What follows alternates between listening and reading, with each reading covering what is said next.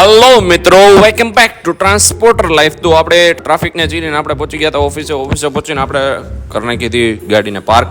ઓફિસને કરી નાખી હતી ઓપન. થોડી વાર થઈ તો 2-3 જણા માલ નાખી ગોડાઉન ખોલી અને ત્યાં આવી ગઈ હતી આપણી ગાડીને પાર્ક કરી નાખી હતી ગ્રાઉન્ડમાં. જોઈ લ્યો, આજે તો પેટી પેક ગાડી આવી, કારણ કે ડબ્બો આવ્યો છે આજે. કાંઈ વાંધો. ઓફિસમાં તો જો આટલો માલ અને આ માલ નાખવાનો ગાડીને હવે ખોલી નાખી. જો ગાડીને આ રીતના ખોલે, તમને ખબર નહીં હોય એટલે કહી દઉં તમને. કાંઈ વાંધો નહીં. જો ગાડીમાં તો આટલો માલ કોયલું બોયલું ને કાર્ટૂન બાટૂન થોડાક હતા. પછી ઓફિસમાં માલ હતો એ ગાડીમાં નાખવાનો હતો, એટલે આપણે ગાડી ગોડાઉનમાં લગાવવાની હતી. એટલે મેં કીધું લાવો હું લઈ લઉં. એટલે નાની ગાડી તો બહુ અકાયેલી, હવે મોટી ગાડી અકાયેલી લે. પણ આમાં સિસ્ટમ તો જો યાર, વેલકમ એ કરે ગાડી આપણું. ઓહો, તો યાર સિસ્ટમ તો યાર નાની ગાડી કરતાં યાર આઈસરમાં વધારે આવે છે આપણા કરતાં.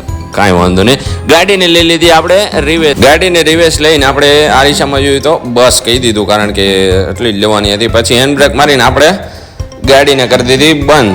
અને ગાડીને બંધ કરી ત્યારે જો સીયુ શું ઓહો, આવી તો આપણી ગાડીમાં નથી આવતી એવી તો સર્વિસો આઈસરવાળા આપે છે. પછી આપણે ઉતરી ગયા નીચે ને પછી આપણે ગોડાઉનમાંથી માલ નાખવા માંડ્યા. જોઈ લ્યો, મજૂર માલ નાખે.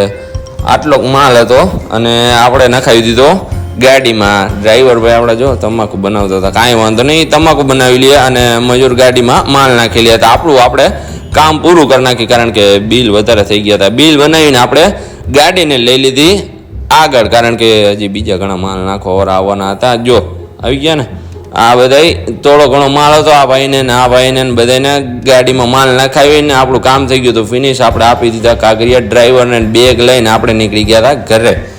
ઓહો, ગાડી જો ચડાવી ખાલી, વાહ ભાઈ વાહ.